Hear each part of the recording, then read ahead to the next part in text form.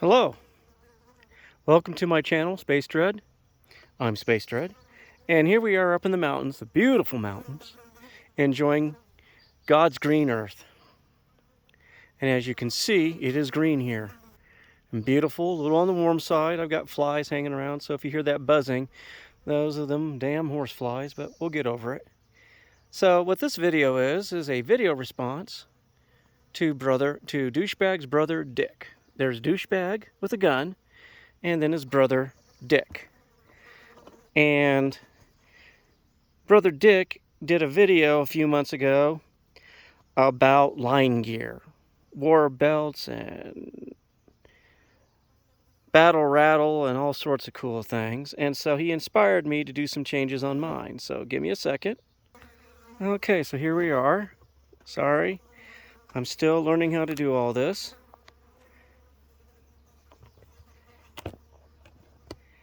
So there we go. Alright, so here we have not a war belt, not a battle belt, but I'd like to call my Batman utility belt. Sorry, I just can't do the whole war belt thing or battle belt. It's just not in me. But I do like some of the concepts, but I would prefer going back to the days of Batman, where everything he needed was on his belt. So what I have here is my response to it. Now, back in the late 1980s, when I had first joined the service, I was issued web gear, or what we call TA-50 or LBE or LCE, load carrying equipment. And that was a web belt with 2 ammo pouches that carried 3 mags each, 2 canteen covers, and that was what we had. And those Alice clips, they would fail, they would bend, and subsequently the older guys that I worked with, truly all the guys that had served during the Vietnam had explained to me how to use zip ties. But still, it did distribute the weight on your hips and on your shoulders, so it would mitigate fatigue, at least try to help. So with this video to you, Brother Dick, is what you inspired me to do. Now, before I go any further, the day that I watched your video, I was actually on the interwebs looking for a Safariland holster set up for a Glock with a flashlight. And that's the thing with those Kydex holsters. They've got to be pistol specific and light specific. And they're not cheap. They're, god dang, they're over $150. But they're guaranteed to work. And I was looking at Safariland because that's the new hotness that everybody's using.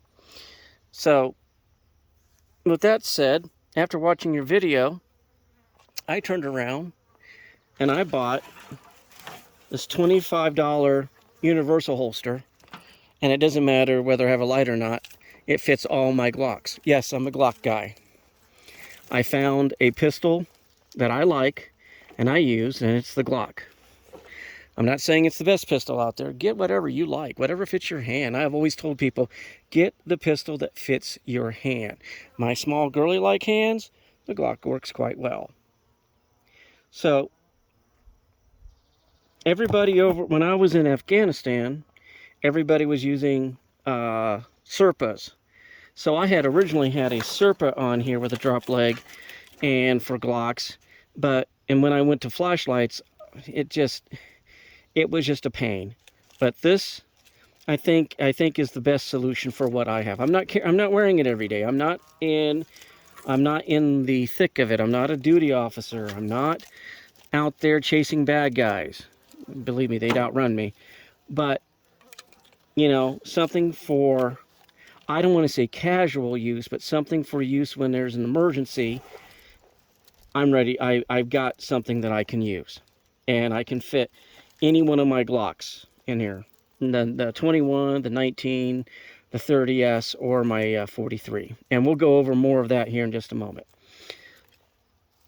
So this ride's pretty high, and it's got that thumb brake, and I'm used to the thumb brakes. When I was carrying the M9 oh so long ago with the web gear, with the old web gear, I had those Bianchi what we call those Bianchi Widowmakers with the flap over the pistol. I changed out the flap. One of the gals actually I was working with, she suggested that I use a thumb brake, and she handed me one for my Bianchi, and that's what I used with my Bianchi holster for many years, was the thumb brake. So I'm pretty good with this. Now, one of the things I got that's a bit on the eccentric side, and you see this on my Batman utility belt, is this beauty right here, this Tanto knife. Oh my gosh, I love it. I've always liked Tantos. I've also liked kukris and traditional buoys, not the small buoy knives that like the K-bar, but the large, 18 inches, the short swords. So I found this, and this is what got me. Look at that spine. It's a hefty, hefty knife, full tang. It's got the glass breaker right here, and I'm not going to be fighting with it. If I get in a fight with a knife, I made poor life decisions. But this is more of a tool. I call this an edge tool. And if I have to use it to pry or crack open or something, I think this is a good solution. Now next, let me bring this over here, is my admin pouch. Now in my admin pouch, I've got paper, pen, Sharpie, little multi-tool, as Brother Dick says, to fix a kid's bicycle if I have to.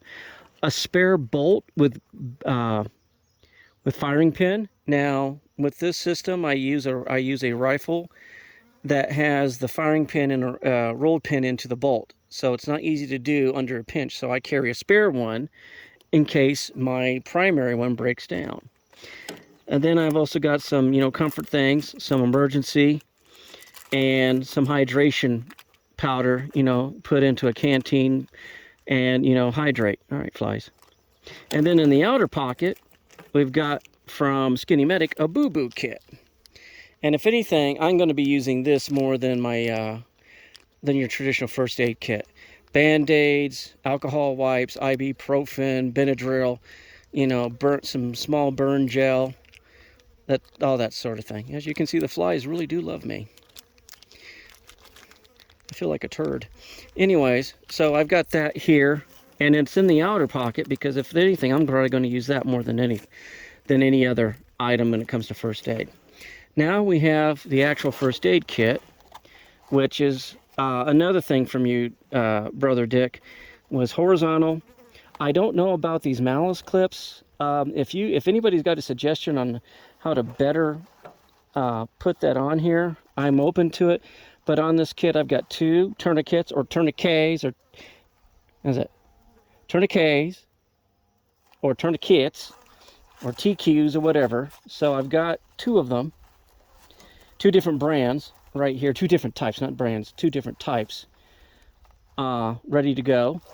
And then in the pull-out bag, and here you can see the pull-out bag. Let me open that up. I've got 2 Israeli bandages. I've got some quick clot gauze, and then I've got this little thing, which is a syringe type device that pushes in blood clotting bandages into a wound, so like a bullet wound. So I got a few of those, and they're all running around in various kits. So this is not my only kit, but this is the one that's on my utility belt, just in case. Now hopefully I never have to use it, and I'll stop bumping the camera and put this back over here. Sorry about that. Again, I'm new to this. Sure, make your comments in the comments section about being a noob. Yes, I am a noob. I'm working on it. And just as a side note, I do plan on doing more videos, but more about my primary weapon system than anything. So there it is, all bundled, ready to go, and deployable. Okay, so next we have the Maxpedition roly-poly or dump pouch. Mags, originally when Eugene was designing the mags for the M16 on the AR platform, the magazines were supposed to be disposable. But as we all know, people keep them. We have to keep them in combat. Those guys that were dealing with in Somalia back in '93 ran into an issue with dumping their mags and getting resupplied with 5.56 rounds on stripper clips, but not having enough mags. At least that's one of the things that I read a long time ago. So after that, after this, for mag retention, I have a canteen pouch, canteen cover, and I don't know where the canteen is for it. Got to get a new one. And then these side pockets, I'll put some, you know, some small devices, whatever, to keep it in there. Probably water purification pills, that type of thing. And then the double mag pouch here for spare mags. So going to, up until I saw Dick's video, I didn't even have the suspenders. And going through Dick's video, Brother Dick's video, and reviewing it several times, as a matter of fact. I think I've watched that thing at least 5 or 10 times. It just, one, is entertaining. Two, there's a lot of sage practical advice and a lot of common sense thrown in there. So Brother Dick, please keep those videos going. You're helping those of us that are unsure or unaware to become aware and a little bit more effective. So that's the suspenders here. I'm still working on them. I might have to tape up these little hooks here like I used to with the old Alice gear, because you don't want it rattling, that type of thing. Now one of the cool issues on this suspenders is, you see you got the molly right here. Oh wait, you can't see that molly. Hang on for a second.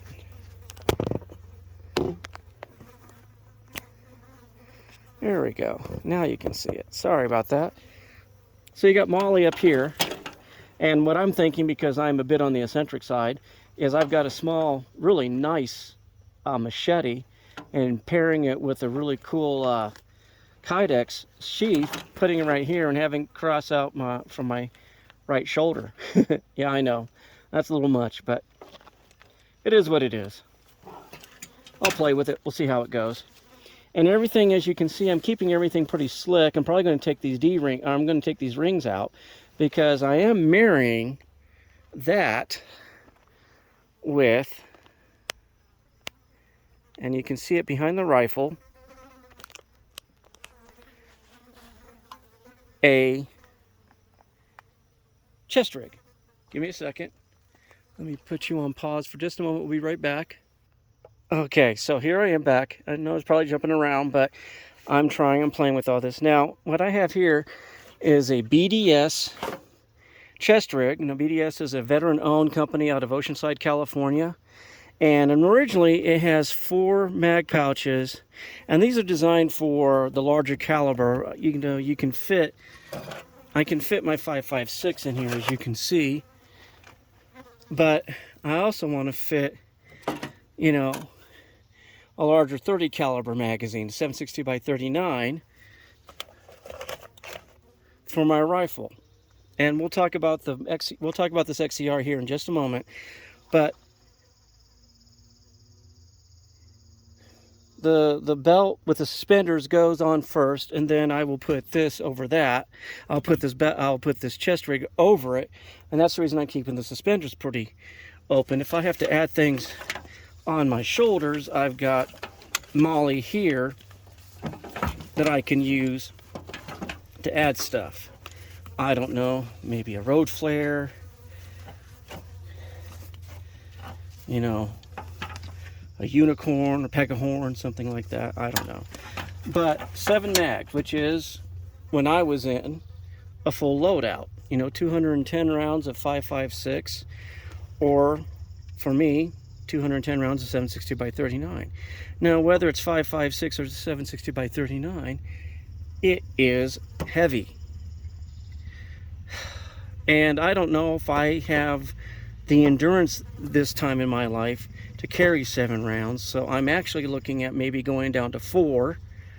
I don't know. I'm still playing with this. I've got to walk around, and while I'm up here in the mountains, gear up with all this and do some LARPing here and get in the sun and get around the trees and walk up and down trails and see how well they fit and take a lot of rest. But I put this together. These are Condor. Like Brother Dick said, Condor's not a bad company. And more pistol mags if I want to. I probably will put pins or something in here, and then a decent pad of paper, maps, whatever I need in this admin pouch right there, and then subsequent mags. So there's the that is the loadout as far as load bearing / load carrying equipment. So it's a two-piece. It's the belt with suspenders and then a chest rig. I will integrate a camelback into it, but that's going to be a whole separate video by itself, because that's a 1-day sustainment bag and or another larger camelback that I have for 3 days. 3-day patrol pack. Yeah, I'm not going out patrolling. Hell, I am not going to be sleeping on the ground anymore. My back can't take it. But, you know, when shit hits, when stuff happens, you've got to be prepared for it. And you've got to be able to endure the uncomfortable. Yeah, I know. Endure uncomfortability? No, we can't do that. Not in this day and age. So let's talk about sidearms. Now, with this setup and this universal holster, I've got a lot of potential and a lot of, there's a number of different solutions I can use with this holster. And so let's talk about the first one. Now, I told you I'm a 45 guy. So here is my Glock 30, a compact 45. It comes with 10-round magazines, which are cool. Yep, made sure that was clear. And so I've got a 10-round magazine. It's got a little bump down there so I can put my pinky finger on it. Or I can take from my Glock 21 my 13-round magazines. And as you can see, I actually have a 2-round extension on these things from Pierce. So now I've got 15 rounds of 45 instead of just 10. So I can have 3 of these magazines, have 45 rounds of 45 as a secondary, and have some pretty good firepower and not a lot of weight, because this thing weighs a lot less than my Glock 21 does. All right, sorry about that. I had to get some water. So, you know, let's mitigate. You know, ounces equals pounds, pounds equals pain. We want to reduce the amount of weight that we carry as much as we can, but still be effective and have the tools we need to get the job done, to complete the mission. So there's that. Now, I went to about last year, I went and got my hands on this Glock 48. It's got a really great grip for my small hands. The barrel length is almost as long as a Glock 19. And it just is just a great shooting pistol. I got night sights on it, got the light. Yeah, we're not going to see that during the day. But, you know, just a great firearm. And it comes with 10-round magazines. Then I discovered Shield Arms came out with a really great concept called aluminum magazines, and they fit in the magwell, and you have 15 rounds. Now, when I was in Afghanistan, I was issued an M16A2 and a M9 Beretta. In the M9 Beretta, I carried 3 15-round mags for a total of 45 rounds. And that M9, great pistol, but a little on the hefty side, you know. All aluminum. Glock pistol, plastic fantastics, you know, Tupperware guns, whatever term you want to use, but really, really effective. So now, in a smaller, lighter package called Glock 48, I have the same firepower as a full-size 9mm, as a full-size Beretta M9 with these magazines. So just something to think about. I don't know if I'm going to compromise 9 for 45. It depends. It depends on what I'm doing. But I have the options. And that's what's so cool, is I have more options. And that's what I love about this pistol, or this holster, is I have more options with lights. Yes, I have to figure out what kind of light I'm going to go with on this. I've got an old light that just, and then I got a couple of stream lights. I'm thinking maybe a stream light with this one. I don't know. We'll see. I got to get a new back plate here. So there we go. And that is the setup. So we're already running a little bit late. I wanted to make this a little bit shorter, but thank you for joining me. Thank you for watching this video. Please make a comment if you want any advice, even your negative comments. I know most people are negative, so they're going to say stupid shit, and that's fine. This is America. Just don't expect me to respond. But if you got good sage advice, please do. And so before I sign off here, go out and invite a new person to shoot. Take them out with a 22. Don't hurt them with a 44 or a 12 gauge, and let them have fun with the joys of the shooting sports that we all enjoy and have fun doing. With that, this is Space Doge signing off. Have a great one.